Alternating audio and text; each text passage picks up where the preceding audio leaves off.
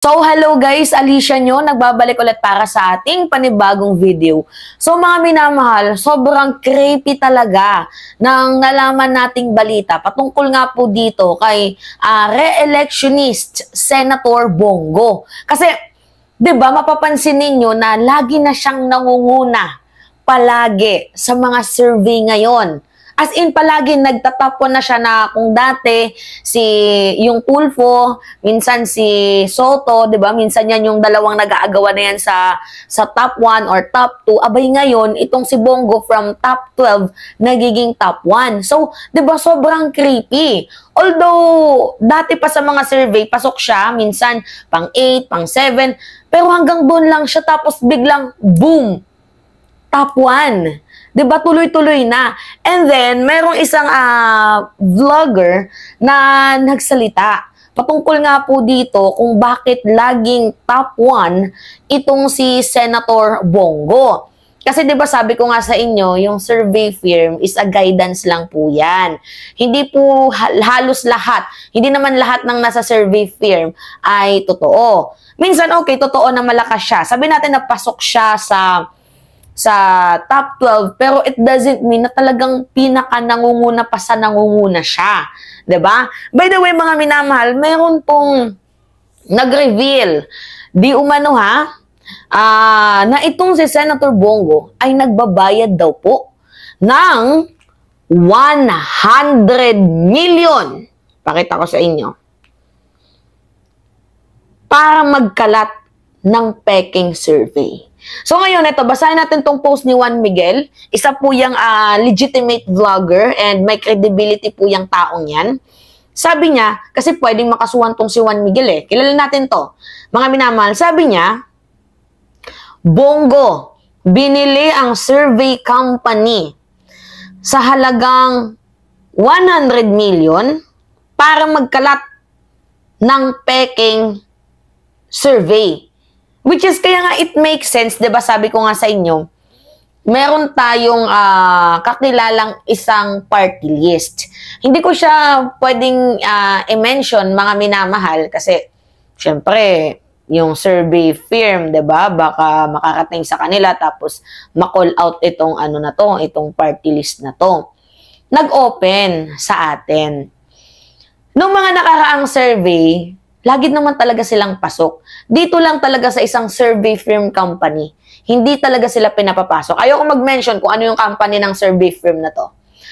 Ngayon, bakit hindi siya makapasok? Bakit binaboy yung pangalan ng party list na to? Kasi humihingi po, mga minamahal, humihingi itong party list, itong survey firm na to ng 4 na milyon. So, 4 na milyon ipapasok ka namin sa top na mga nangunguna na party list. Kasi nung mga nakaraang linggo talaga and months, 3 months before pa umabot yung puntong to, mga way back February, ganyan. Nakikita ko, pasok lagi sa top 10 itong party list na to. Although isa lang yung iboboto natin party list, 'di ba? Pero nakikita ko siya. Yung party list na yan, nakikita ko palagi, mga minamahal. Laging pasok, minsan 9, minsan 12, minsan 6, yung party list na yan. Ngayon lang, for the first time in the history, ngayon lang sa itong survey firm na to, talagang binaboy sila. Alam nyo ba kung bakit? Sabi niya, taong bayan yung magde-decide. Ayaw namin na magbigay ng pera. Ayaw namin kontrolin yung kaisipan ng mga Pilipino. Kasi gusto namin, kami ay totoo.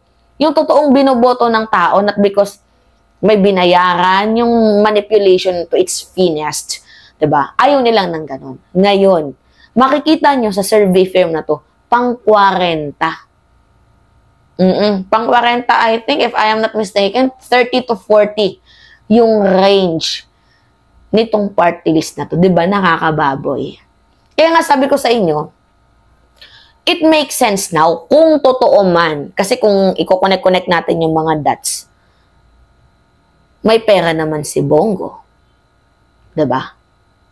And I know then na medyo nagagamit niya yung fame ni former President Duterte as of the moment nakakapagbenepisyo siya Diba kasi, Tatay Digong. Diba ganun? Okay, sige. Natural na magamit niya yung feelings ng mamamayang Pilipino. Pero, guys, did you really think na top 1 sa survey itong si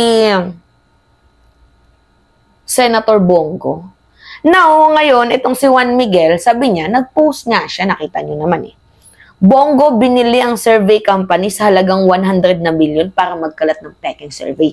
Senator Go, kung nakikinig ka man, please, answer this accusation. Magsalita ka. Totoo ba yan or hindi? Diba?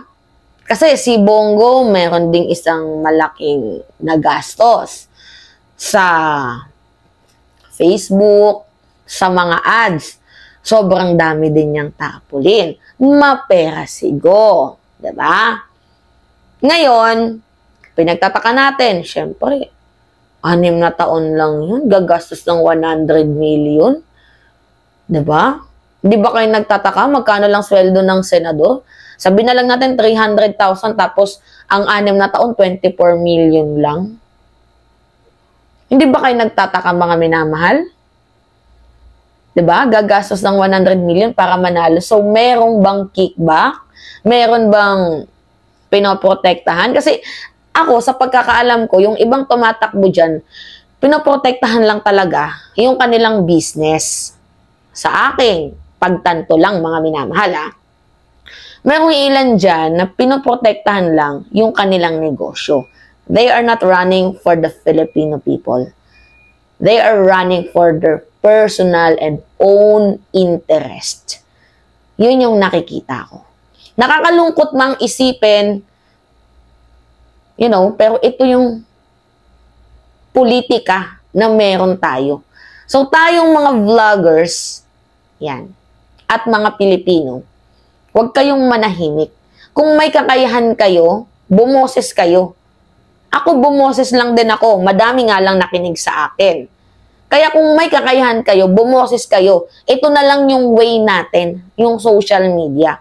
Binababoy na nga yung SOCMED dahil sa mga peking survey. Kayo pa kaya, ng mga Pilipino, kaya huwag kayong tumahimik. Bumoses kayo. Hanggat kaya ninyo, bumoses kayo. And to Senator Bongo, totoo ba na nagbabayad ka ng 100 million di umano sa isang survey firm kung kaya't nangunguna ka sa survey?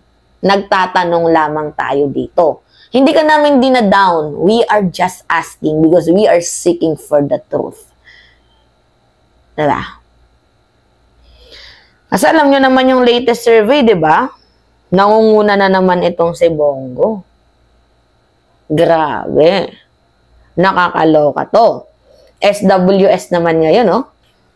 Kita niyan. Re-electionist Bongo is the top preference for senator in 2025 midterm election, according to the latest social weather station survey. I'm not saying na ito yung SWS. Diba? Yung nabayaran ni Go. Wala akong binanggit, ha? Wala akong binanggit na survey firm. Pero, ang sabi dito sa post ni Juan Miguel, may binili daw pong survey firm itong si Bongo kung kaya't nangunguna siya palagi sa survey. Diba? Kasi mga minamahal yung survey firm, it's a business. Business, negosyo yan. Diba? Nagiging political attack dog yung ibang mga survey firm ng ibang mga politiko. Mga propaganda. Diba? Ano yun? When the price is right? Tanong lang po. Diba? Mga minamahal. Alright, alright. Anyway, kayo, ano yung masasabi ninyo?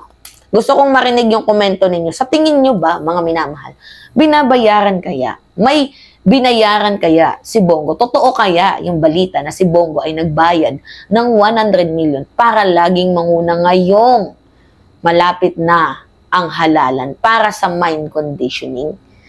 Comment down below. Babasahin ko yan. Again, it's me, Alicia Nyo, at nagbabalik ulit para sa ating panibagong video. Maraming salamat at ingat mga kababayan.